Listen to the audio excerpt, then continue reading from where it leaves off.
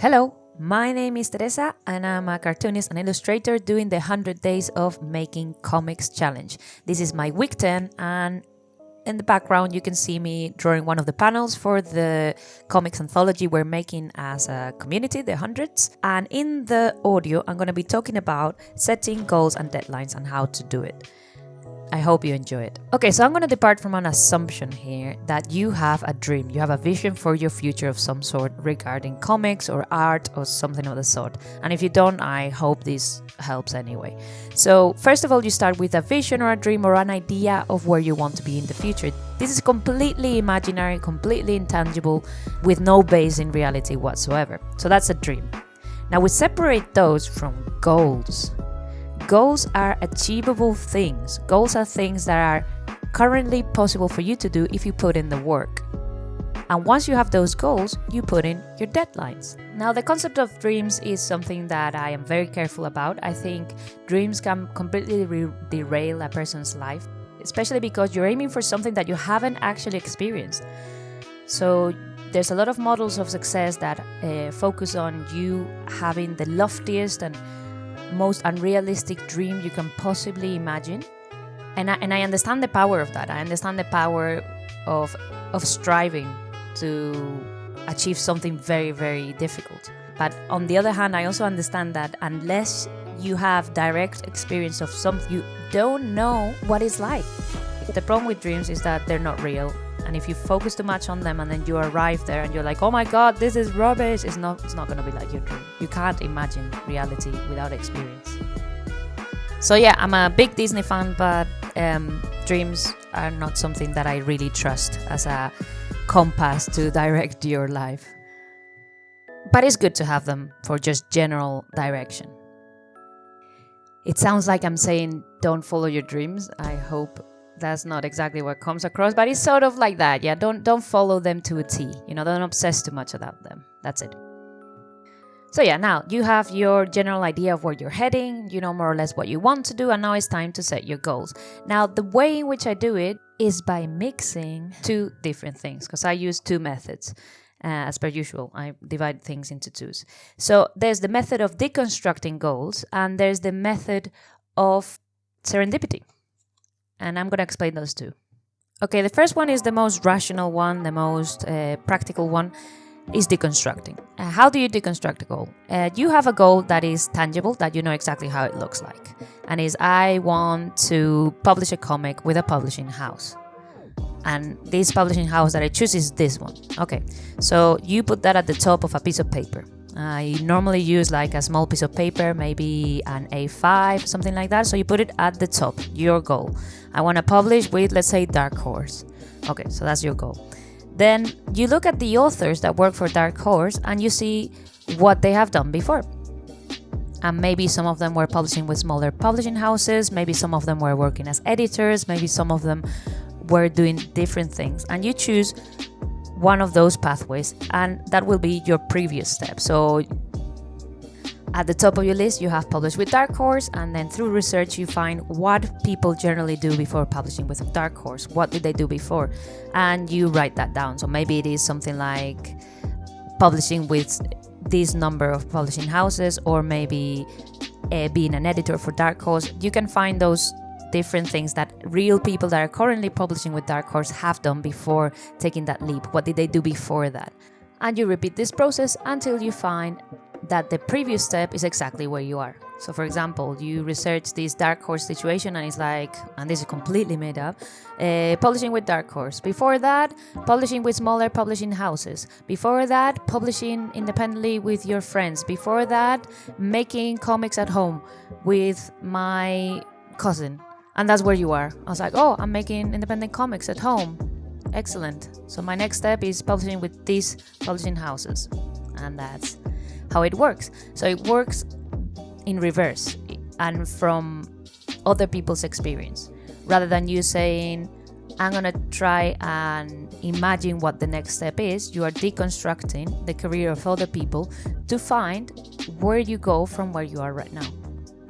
And this is the deconstruction method. It's just based on research and on the current state of a field. you deconstruct how you get from the place where you're gonna get backwards to where the place where you are right now. That's the deconstruction process. Now, one of the dangers of this is that you need to separate yourself, the person making the work, doing the work, from the person that plans. So most of the time I do not look at this piece of paper, and in fact I have it folded so that I can only see the next step. This is important for me because if I have this goal that is pretty far away and I look at it and I look at this far away goal, I don't know, I just find it a bit discouraging because I'm so far away. But if I only look at the next one, it's like this is something I actually can do, and I focus only on that. And once I finish that goal and I'm in that place, I will have a better perspective and I will have better understanding of what the next step will be. So then is the time where I review my strategy. Then is the time where I review my goals. And this is the other trap of this method, is that you become obsessed with planning. And sometimes I've seen people actually, while they're drawing their pages, trying to assess their strategy, like, oh, I don't know if I should publish this like this or do this like that. No, you have to separate those two things. For me, it's super important to separate the person that makes the comics and does the work from the person that plans, because otherwise I'm constantly interrupting myself in the flow of work to plan things and to think about things. I set like days where I can think about my plan and where I can retweak it if necessary, but I try not to retweak it until I completed one full step. So yeah, the deconstruction method is great because it gives you a clear pathway to where you want to be, but it has the danger of over planning, obsessing over your plans, and looking too far into the future. Let's go on to the second method, which I feel is the perfect complementary method of this one, which is the serendipity method. Now, the serendipity method is simply following what interests you and exploring the field in whichever way you can, and putting work that you're passionate about and that you love to see what happens. And this is why I call it the serendipity method, is because you're simply putting stuff out there and seeing what comes out of it, and you're open to receiving whatever result comes from that. The big difference between the serendipity method and the deconstruction method is that the serendipity method has a space for exploration. It doesn't require you to focus that much. Now, this is a great advantage in the world we live in, because opportunities that were there 5 years ago, by the time you get there, they may have disappeared. Let's say, for example, 10 years ago, you set the goal to publish for a certain publishing house. The pathway to doing that 10 years ago was completely different to the pathway that we have nowadays, because of the effect of social media and because of the effect of the internet on publishing. What I'm trying to say here is that maybe in a more stable world, the deconstruction method would have been the best method. But nowadays, you need to make sure that you don't have those blinders on all the time, so that you can see the opportunities and see the changes in the landscape of comics. I think one perfect example of the serendipity method would be the career of Jason Brubaker so far. I was listening to his story the other day. He has a video on his channel where you can hear his story, and it's all a succession of coincidences, because that's what serendipity stands for. It's just coincidences, like things that happen just because you were in the right place at the right time and you were open to taking that opportunity. So his first publishing work was actually when he was a child, because he was drawing in class and his teacher so happened to be friends with the local newspaper editor, and he took him over and said like, oh, this kid draws, do you want to publish some comic strips with them maybe? And yeah, he got that first opportunity, and that's sort of like how his career developed. So this method is all about volume. You have to put in a lot of work, you have to have a lot of passion, and you have to put your work out there and jump on every opportunity that you see could take you somewhere. You don't know exactly where it's going to take you, but you're open to finding out. And that's what this method is all about. The good thing about this method is that it's very good for changing environments, such as the publishing world nowadays. The other thing is that you have to be able to be happy with whatever comes out of it. So it's like a surprise pack. You don't know what you're going to get, and you have to be the type of person that is happy with whatever result comes out. So the way I see goal setting is sort of like tourism. You're going to an unknown place, and what you can do is you can the construction method, look at what other people have visited in the city you're going to. For instance, if you're going to Rome, you know that people go to the Colosseum and they go to the Fontana di Trevi and they go, I've never been to Rome, I don't know, okay? But you would look at these guides and these things, and you would make a plan based on these experiences from other people. The serendipity method would be something along the lines of landing in Rome and starting walking about, spending your days walking about, putting a lot of mileage literally in, and seeing what you find. And maybe you do find the Colosseum, who knows? Or maybe you find an amazing cafe that wasn't in any of the guides. And both methods are very good. One requires a lot more walking and a lot more luck, but it also has the possibility in it to find things that nobody has ever found.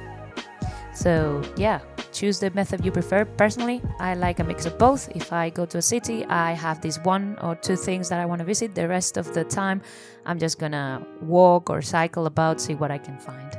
In terms of goals, this translates into me having like specific goals, but not too many, and I'm working towards them, but at the same time, I have time to explore other interests and do other things.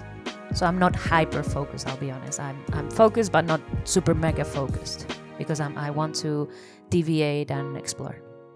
One example of my deviations from my main goal is YouTube. I'm doing YouTube because it's fun. I don't know if it's gonna get me anything, and honestly, I don't mind. If it doesn't get me anything, I got the fun I have editing these videos and reading the comments and just, having fun. So that's something in itself. So why not? Okay, so now that we've talked about goals, let's move on to deadlines. Okay, deadlines are very tricky. If you don't have a full-time job, and if you don't have a set amount of time that you are dedicating to these things, it's very tricky to set realistic deadlines. But there's 3 things that I do to help me set realistic deadlines.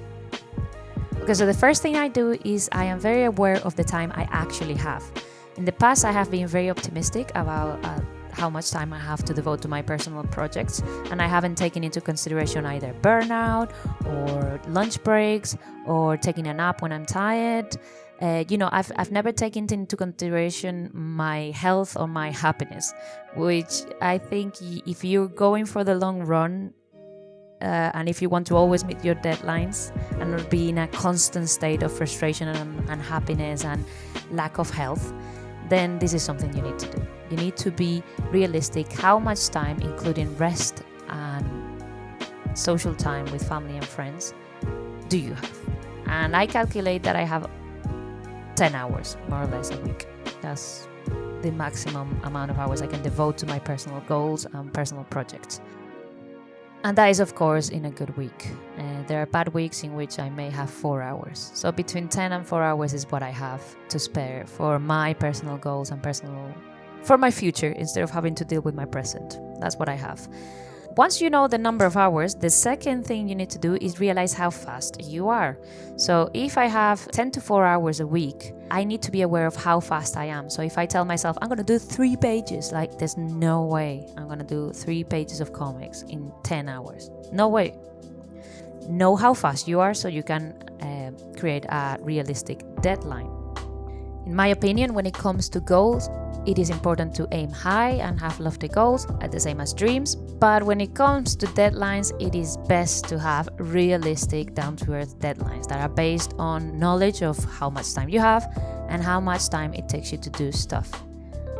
And step number 3 for creating deadlines is flexibility.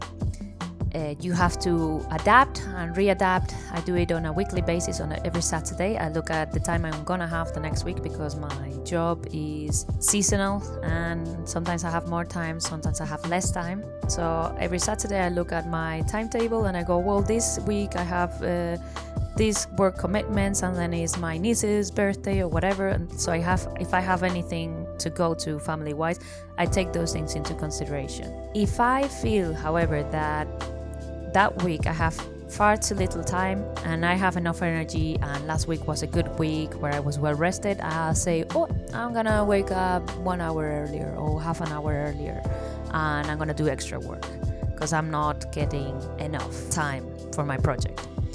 So yeah, I do it week by week. I take into consideration my levels of energy, my health, my time, and I adapt every week. So that's step number 3, adapt. Have flexibility. And that's it. This is how I organize my personal dreams, goals, and deadlines. When it comes to work, however, if I have client work, I use another method. I'm going to leave a link down in the description to this specific method that helps me calculate how many things I have to do per day to meet the deadline, which is completely different to like the stuff I'm talking about, which is about personal goals and personal growth and planning for your future, rather than dealing with clients and present situations. This is all about the future. Okay, now on to my 100 days of making comics update. So week 10, I have a big case of lack of focus. I was in a very daydreamy state. And so for those of you who are very down to earth and are not head in the clouds type people, which I am massively, I'm very absent-minded, my head is in the clouds constantly, you will not understand this, but I'm the type of person that will throw their clothes into the toilet without realizing, and then minutes later go like, who threw my clothes into the toilet? Because you're daydreaming and you don't know what you're doing. Okay, so once I established that, I can't remember if I did my 100 days on Friday. I know I was drawing, and when I look at my planning of the steps I needed to do, it's there. So the work is there, but I actually don't remember doing the work. So I think I did it, but I can't be sure. So even if I complete these 100 days, I will always have to say completed with a question mark, because I honestly don't know if I did that on Friday or if I did extra on Thursday. I can't remember. I should have wrote it down. This is what happens when you don't write things down. So yeah, this was my week 10, the week where, I don't know what happened. I think I did all the days, but I can't remember Friday. So yeah, this is something that happens to me sometimes. Sometimes I get inside a train and I realize, where am I going? And then I wake up from my daydream. I'm like, shit, I'm going to Barcelona or whatever. I didn't even realize. So yeah, I'm very absent-minded. These things happen and I should write everything down. But, my guard was down and I made that mistake. But I'm going to do 101 days to make sure I did it. Other than that, I'm happy to report that everything's going well. I'm on schedule, and for all of you doing the challenge, I hope you're doing well too. And I'll see you next week. Bye-bye.